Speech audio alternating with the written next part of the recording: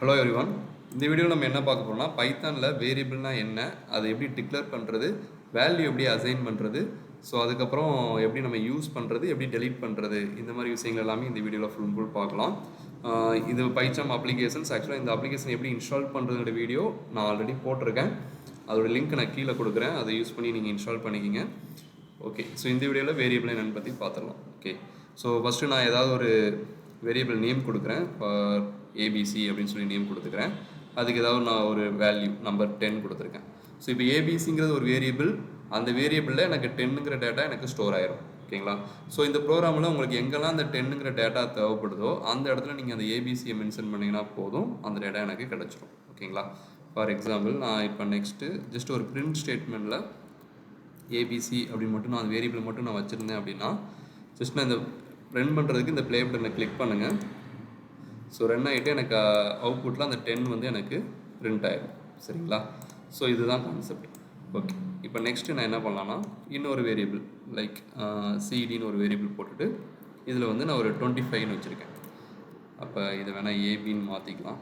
So ஏபியில் 10, சிடிங்கிற வேரியபிளில் 25.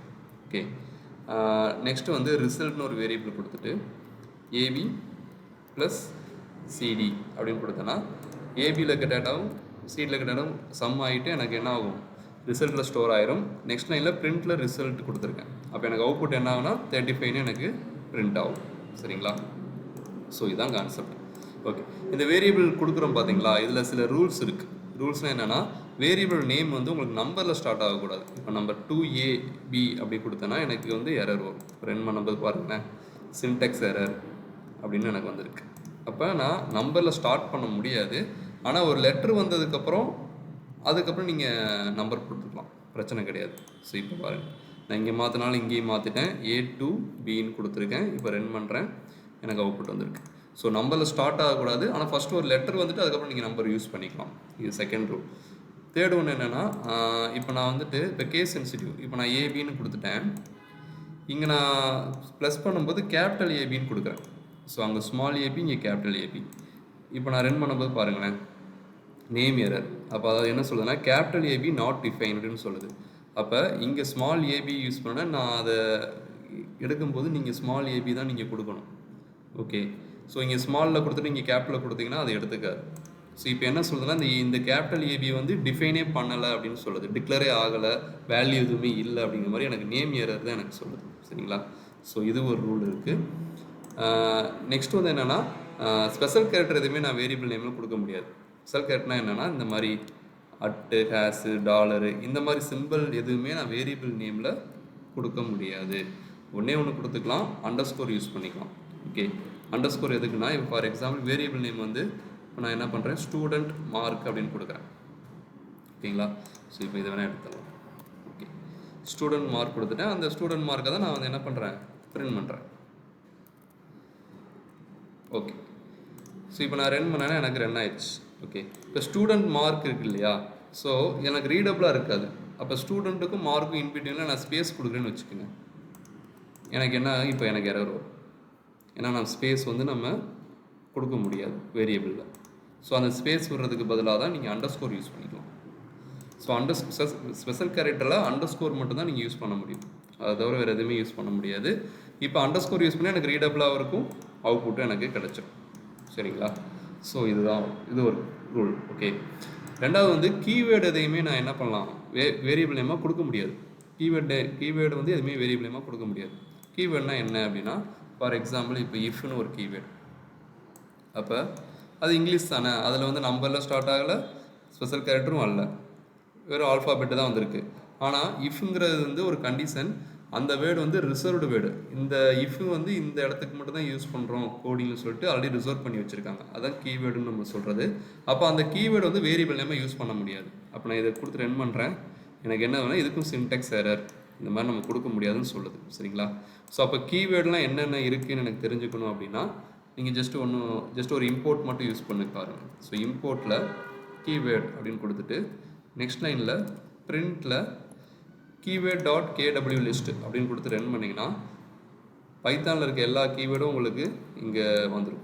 So இது எல்லாமே keyword தான். ஓகேங்களா? அப்போ இந்த கீவேர்டு எதையுமே நீங்கள் வந்து வேரியபிள் நேமாக யூஸ் பண்ண முடியாது. இந்த ஒரு வேர்டுக்கும் ஆல்ரெடி ஒரு டிஃபைன் பண்ணியிருக்காங்க, ஒரு ஒர்க்கு டிஃபைன் பண்ணியிருக்காங்க. அந்த வேலையை செய்யும்போது மட்டும் இந்த வேர்டுலாம் நீங்கள் யூஸ் பண்ண முடியும். இஃப் கண்டிஷன், வைல் லூப், இந்த மாதிரி கான்செப்ட். ஸோ அதெல்லாம் பின்னாடி ஒரு டாப்பிக்கில் நம்ம பார்ப்போம். ஓகேங்களா? ஸோ அது வரும்போது நான் சொல்கிறேன். ஸோ இதுதான் வேரியபிள் இருக்கக்கூடிய ரூல்ஸ். ஓகேங்களா? Okay, next. இப்போ நான் ஆல்ரெடி ஒரு வேரியபிளுக்கு ஒரு டேட்டா கொடுத்துட்டு பிரிண்ட் பண்ணுறேன். பிரிண்ட் ஏ கொடுத்துட்டேன், அந்த ஏ வந்து பிரிண்ட் ஆயிடுச்சு.